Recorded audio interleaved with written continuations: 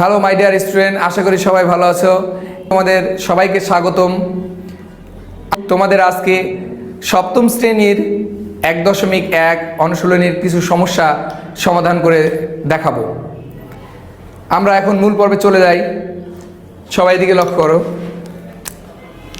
ঠিক আছে, 1.1 এই 1.1 বিষয়টা এখন অনুশীলনী 1.1 এই অঙ্ক করার আগে আমাদের দুইটা বিষয় একটু জানতে হবে। এক হচ্ছে বর্গ আর একটা হচ্ছে বর্গমূল। এই বর্গ এবং বর্গমূল এই দুইটা বিষয় আগে জানতে হবে।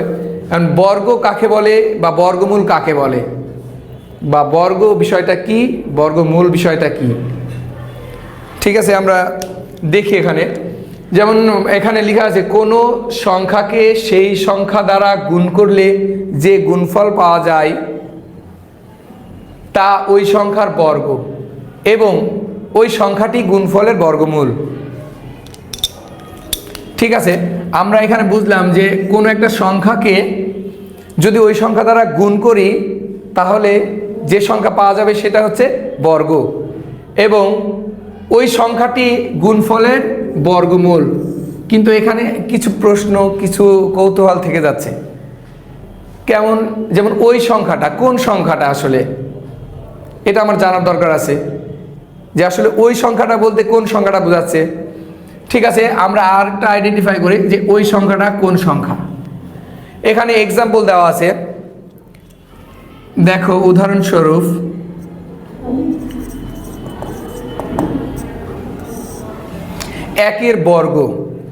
একের বর্গ সংজ্ঞায় বলেছিল যে কোনো সংখ্যাকে সেই সংখ্যা দ্বারা গুণ করলে। ঠিক আছে, এককে আমরা 1 দ্বারা গুণ করলাম অথবা বর্গ করলাম, তাহলে ফলাফল পাচ্ছি, মানে গুণফল পাচ্ছি কত? 1। তাহলে যেটা গুণফল পাওয়া যায় সেটা হচ্ছে কি? বর্গ। তাহলে এখানে আমরা এই সংজ্ঞা অনুযায়ী জানতে পারছি যে এটা হচ্ছে তার বর্গ এবং ওই সংখ্যাটি গুণফলের বর্গমূল। ওই সংখ্যাটি বলতে এখানে কি বোঝাচ্ছে? ওই সংখ্যাটি বলতে এখানে বোঝাচ্ছে প্রদত্ত সংখ্যাটি। ওই সংখ্যাটি বলতে এখানে প্রদত্ত সংখ্যাটি। ঠিক আছে, প্রদত্ত বা মূল যে সংখ্যা এইটা 1, এই একটাই হচ্ছে আমার বর্গমূল, বা যে মূল সংখ্যাটা ছিল সেটা হচ্ছে বর্গমূল।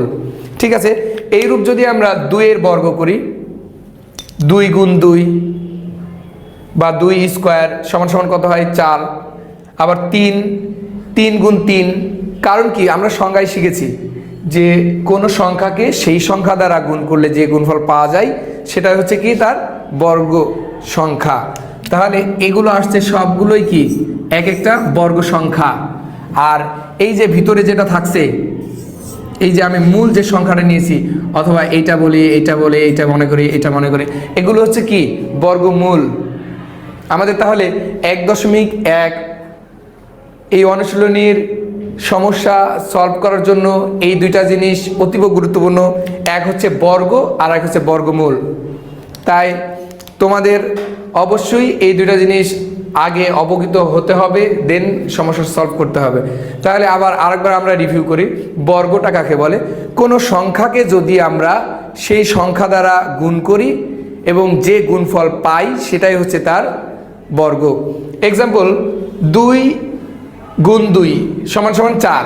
তাহলে এই 4 হচ্ছে বর্গ এবং আমার মূল সংখ্যা ছিল কত? 2। তাহলে এই 2 হচ্ছে তার বর্গমূল। এখন আরেকটা জ্যামিতিকভাবে আমরা এক্সাম্পল দিতে পারি, সেটা হচ্ছে বর্গের বা বর্গক্ষেত্রের ক্ষেত্রফল সমান সমান আমরা জানি দৈর্ঘ্য গুণ দৈর্ঘ্য, বা বাহু স্কোয়ার লেখা যায় বা দৈর্ঘ্য স্কোয়ার লেখা যায়। একক আমরা যেটা ব্যবহার করতে পারি। এবার চিত্রে আমরা মনে করলাম যে প্রতিটা বাহুর দৈর্ঘ্য, যেহেতু বর্গের প্রত্যেকটা বাহুর দৈর্ঘ্য কি হয়? সমান হয়। বর্গের যদি প্রতিটা বাহুর দৈর্ঘ্য সমান হয় তাহলে ইমাজিন আমরা মনে করলাম যে 2 সেমি 2 সেমি 2 সেমি 2 সেমি, তার মানে সবগুলো বর্গের সবগুলো বাহুর দৈর্ঘ্যই সমান। ঠিক আছে, এখানে যদি আমরা 2 বসাই তাহলে কি আসে? 2 গুণ 2 বর্গ একক কি? সেমি। একক আসছে সেমি, তাহলে এখানে আসছে 4 বর্গ সেমি। তো এখান থেকে আমরা বর্গ এবং বর্গমূল সম্পর্কে হয়তো তোমাদের কিছু জানাতে পারছি। এখন আমরা তাহলে মূল পর্বে যেতে পারি। 1 ক প্রশ্ন আছে 1, 6, 9 অর্থাৎ 169কে বলা হয়েছে 1 নম্বর কোশ্চেনে বলা হয়েছে যে মৌলিক গুণনীয়কের সাহায্যে বর্গমূল নির্ণয় করো। তাহলে আমরা 1 ক নং প্রশ্নের সলভ করি। সমাধান: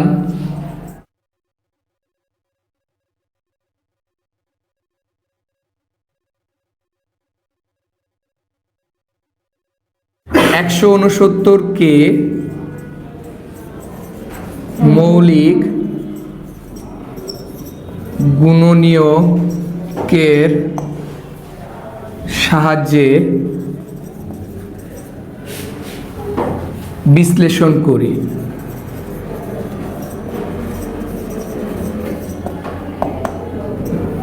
ঠিক আছে, আমরা দুইটা পার্ট করে নিব। এই হচ্ছে 169 সমান সমান, এই 169-এর আগে লসাগু করে নিব। আমরা এখন চিন্তা করব সব থেকে ছোট এবং ক্ষুদ্র মৌলিক সংখ্যা দিয়ে ভাগ করার। প্রথমে চিন্তা করলাম 2 দিয়ে দেখি ভাগ যায় কিনা। 2 দিয়ে যেহেতু শেষে বিজোড় অঙ্ক আছে, সো 2 দিয়ে ভাগ যাবে না। 3 দিয়ে দেখি, 3 দিয়েও যাচ্ছে না। তাহলে এরকম দেখি, এরকম দেখতে দেখতে দেখা যাচ্ছে যে আসলে 13 দিয়ে ভাগ যাচ্ছে। 13 একটি মৌলিক সংখ্যা এবং ঠিক 13 দিয়ে 13 বারই ভাগ যাচ্ছে। তার মানে আমরা যদি 13কে আবার 13 দিয়ে গুণ করি তাহলে ফলাফল পাচ্ছি 169। সো এখানে তাহলে দুটাই মৌলিক সংখ্যা আসলো, 13 গুণ 13, এটাকে আমরা গুণ করে 169 আবার পাচ্ছি। তাহলে এখন এর গুণনীয়ক দুটা হচ্ছে কত? 13 গুণ 13। আমরা 169-এর গুণনীয়ক দুটা পেয়েছি। এখন প্রশ্নে বলা হয়েছে যে 169কে মৌলিক গুণনীয়কের সাহায্যে বর্গমূল নির্ণয় করো। আমরা এখন বর্গমূল করে দেখাবো। আসলে বর্গমূলটা কিভাবে করব। এখন এইটার আমরা জোড়া করি, 13 গুণ 13। তোমরা হয়তো টেক্সট বুকে দেখেছো যে প্রতিটা অঙ্কের উদাহরণস্বরূপ কোনো নিয়ম বা রীতি দেওয়া থাকে, যেগুলো যেমন এখানে মৌলিক উৎপাদকের সাহায্যে যেটা বর্গমূল নির্ণয় করতে বলা হয়েছে, ঠিক ওখানেই লেখা আছে যে জোড়া করে। ঠিক আছে, আমরা জোড়া করলাম।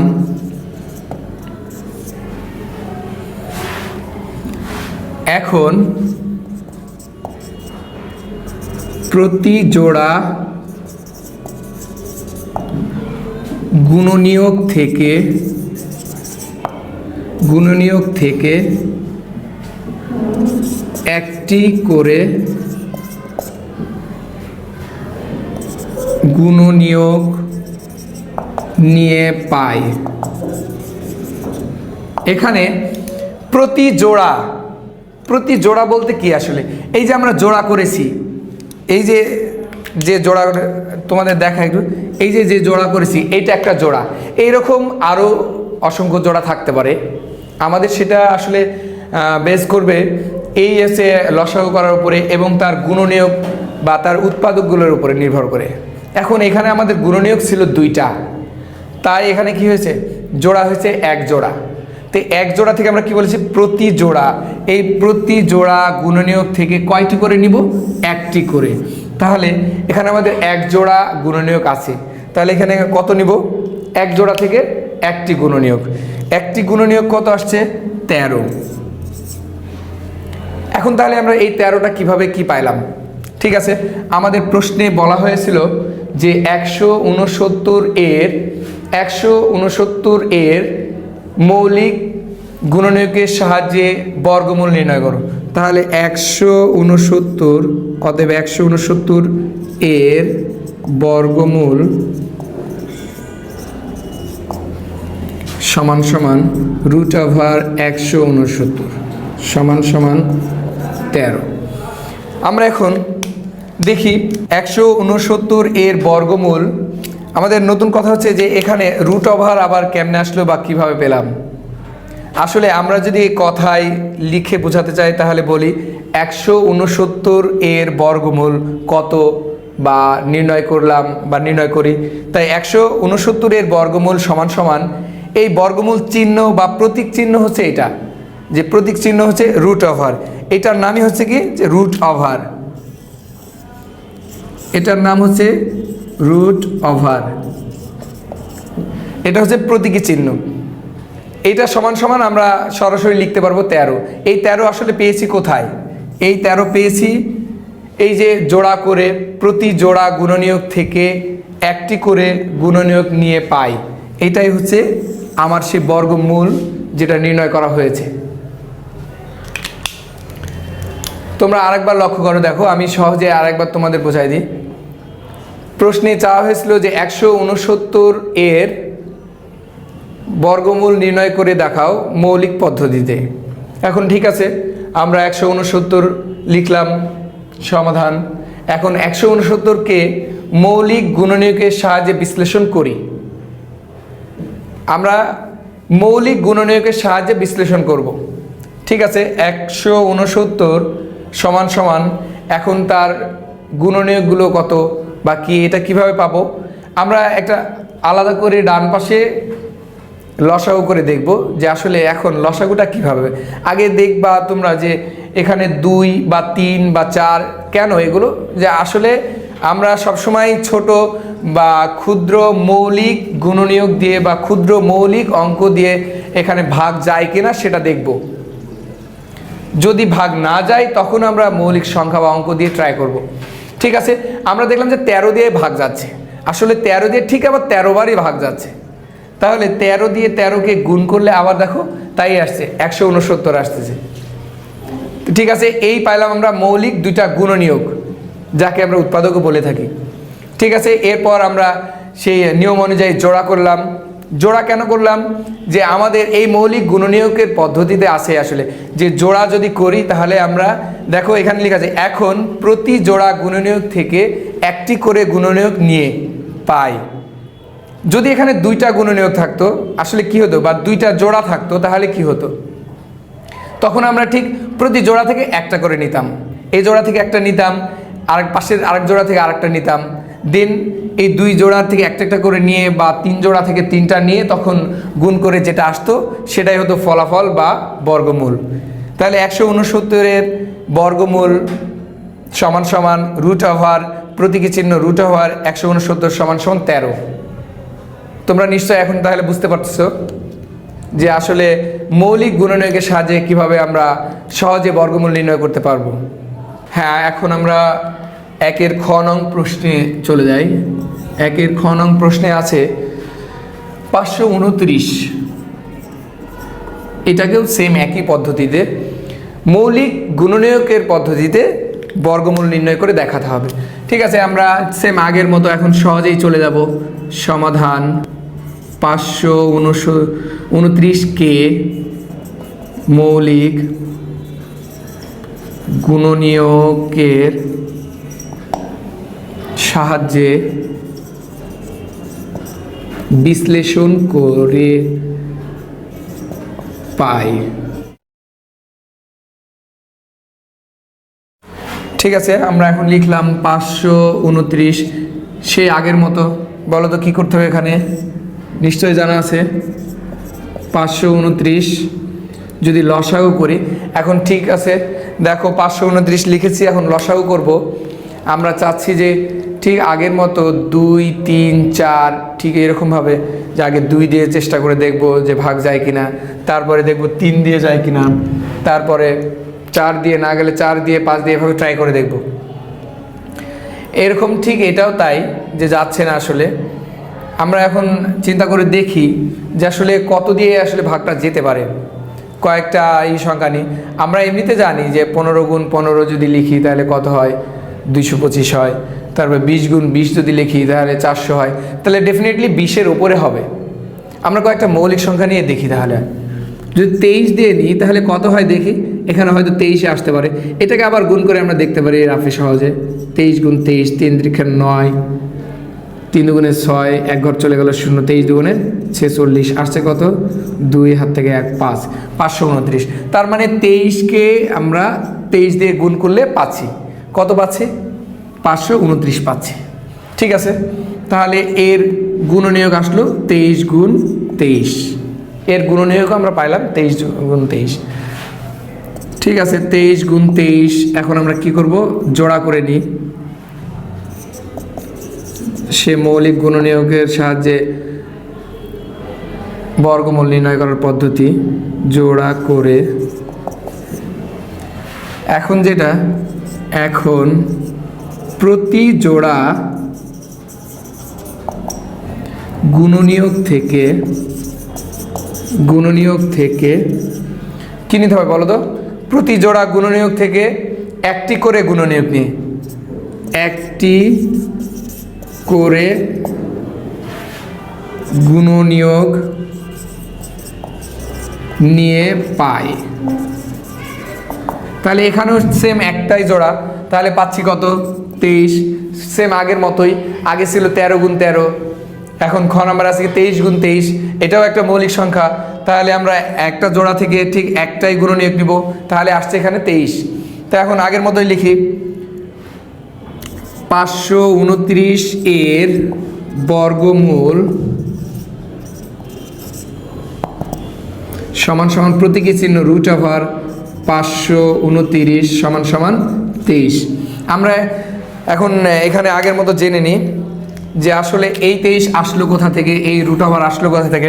আমরা যদি কথায় বলতে চাই তাহলে বলি 529 বর্গমূল। যদি আমরা প্রতীকী চিহ্ন ব্যবহার করি তাহলে বলি রুট ওভার 529। এখন ফলাফল আসলো 23 কিভাবে, এই যে আমরা মৌলিক গুণনীয়কের সাহায্যে বিশ্লেষণ করলাম, সেখানে পেয়েছি 23 গুণ 23। আমরা জানি আগেই শিখেছি কি বর্গ এবং বর্গমূলের সংখ্যা, বর্গ এবং বর্গমূল হচ্ছে কোনটা, বর্গ হচ্ছে যেই সংখ্যা সেই সংখ্যা দ্বারা গুণ করতে হয়, ফলাফল যেটা হয় সেটা বর্গ। আর বর্গমূল কোনটা, মূল যে সংখ্যা সেটাই হচ্ছে বর্গমূল। ঠিক আছে, এটাই ছিল কি তার বর্গমূল ছিল। এখন এই যে এটা হচ্ছে কি, তার ছিল মূল, বর্গমূল। এখন এই যে গুণনীয়ককে জোড়া করলাম, এই জোড়া থেকে কি করতে হয়, এখন প্রতি জোড়া গুণনীয়ক থেকে একটি করে গুণনীয়ক নিয়ে পাই। কত পেয়েছি, একটা জোড়া ছিল তাই একটা গুণনীয়ক নিয়েছি 23। তো আমাদের তাহলে 529 এর বর্গমূল কত আসছে, রুট ওভার 529 সমান সমান 23। তোমাদের আরেকটু সংক্ষেপে আরেকবার আমি বলে দিতে চাই, 529কে প্রশ্নে বলা হয়েছে যে 529কে মৌলিক পদ্ধতিতে বর্গমূল করে দেখা। আমরা প্রথমে লিখলাম 529কে মৌলিক গুণনীয়কের সাথে বিশ্লেষণ করি। ঠিক আছে, এবার মৌলিক পদ্ধতির সাথে বিশ্লেষণ করলাম, দেন তারপরে কি পদ্ধতি, জোড়া করলাম। জোড়ার পরে কি, জোড়া থেকে একটি করে নিব। আমরা যতটা জোড়া থাকবে ততটা জোড়া থেকে একটা করে নেব। আমাদের এখানে একটাই জোড়া আছে তাই একটি গুণনীয়ক নিয়েছি। সো এইটাই হচ্ছে তার কি, বর্গমূল।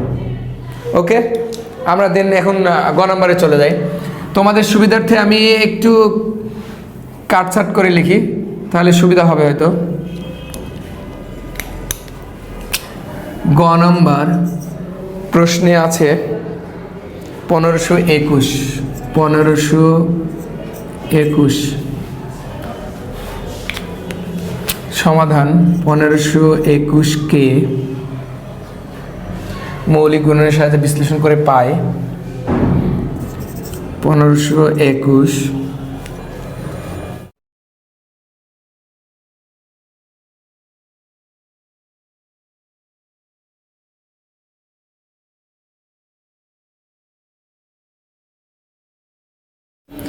ঠিক আগের মতো 1521কে আমরা লসাগু করে দেখব।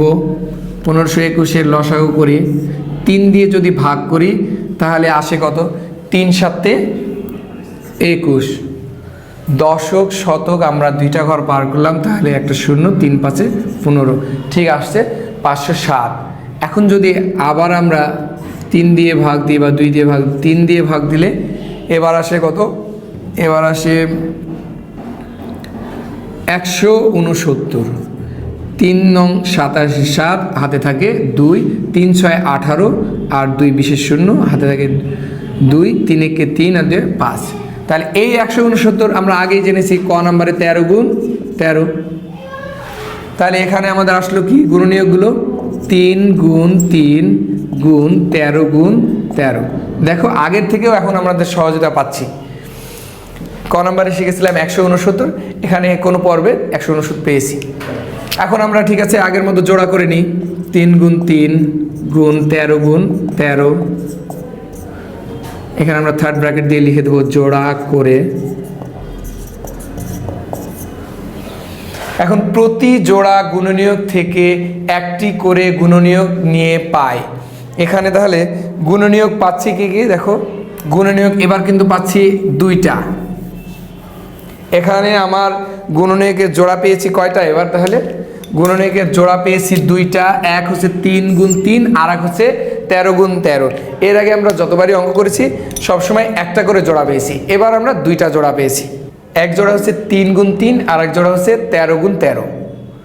তাহলে দেখো এর আগে আমরা যতই অঙ্ক করেছি না কেন একটা করে জোড়া পেয়েছিলাম, তখন একটা করে গুণনীয়ক নিয়েছি, অঙ্ক শেষ। মৌলিক গুণনীয়ক বা বর্গমূল পেয়ে গেছি। এখন আমরা 2 জোড়া পেয়েছি। এখন আমরা কি করব আসলে, এখন প্রতি জোড়া গুণনীয়ক থেকে একটি করে গুণনীয়ক নিয়ে পাই। তার মানে আমাদের যে জোড়া ছিল এই একটা জোড়া, ঠিক আছে, এই জোড়া থেকে আমরা একটা নিব 3 গুণ, এই জোড়া থেকে আরেকটা নিব 13। তাহলে ফলাফল আসছে কত, 3 13 39। আমরা এটা সহজেই আসলে বের করতে পারবো, 3 13 39। তাহলে এই হলো কি, এই 39ই আমার কিন্তু ওই 1521 হবে বর্গমূল। তাহলে দেখি আমরা কিভাবে লিখতে পারি। অতএব আগের মতো 1521 এর বর্গমূল সমান সমান রুট ওভার 1521 সমান সমান 39। আমরা এখানে 3টা ভাষায় 3বার লিখেছি। এ হচ্ছে কথায় লিখেছি এত এর বর্গমূল, এই প্রতীকী চিহ্নে লিখেছি এত রুট ওভার, তার মানে এটা হচ্ছে বর্গমূল, এই আর এই হচ্ছে কি বর্গমূল। তার মানে আমরা বললাম যে এত এর বর্গমূল সমান সমান কি রুট ওভার 1521 সমান সমান 39। তাহলে আমাদের ফলাফলে আসলো যে 1521 এর বর্গমূল 39। এরপর আসছে ঘ নাম্বার অঙ্কেও ঠিক এমনই বলেছিল। দেখো ঘ নাম্বার অঙ্কটা ছিল 11,025। এই হচ্ছে অঙ্ক। আমরা ঠিক এটাকেও এরকম একই পদ্ধতিতে করবো, এতকে মৌলিক গুণনীয়কের সাহায্যে বিশ্লেষণ করে পাই, দেন আমরা হচ্ছে মৌলিক গুণনীয়কে পরিণত করব। তারপরে যত জোড়া থাকবে তত জোড়া থেকে একটি করে গুণনীয়ক নিয়ে যে গুণফল আসবে সেটাই হবে তার বর্গমূল। মনে হয় আমার এই গ নাম্বার এবং ক খ এই পেছনের যে অঙ্কগুলো আছে সবগুলো হয়তো তোমরা খুব সহজে বুঝতে পারবা, বা আমি জানি এ থেকে তোমাদের হয়তো কোনো রকম একটু হলেও হেল্প হবে, উপকৃত হবা। ঘ নাম্বারও ঠিক একইভাবে করতে পারবা তোমরা। এই ছিল পার্ট 1-এর 1.1-এর 1 নম্বর কোশ্চেনের সলিউশন। আশা করি তোমরা এটা দেখে কিছু উপকৃত হবে।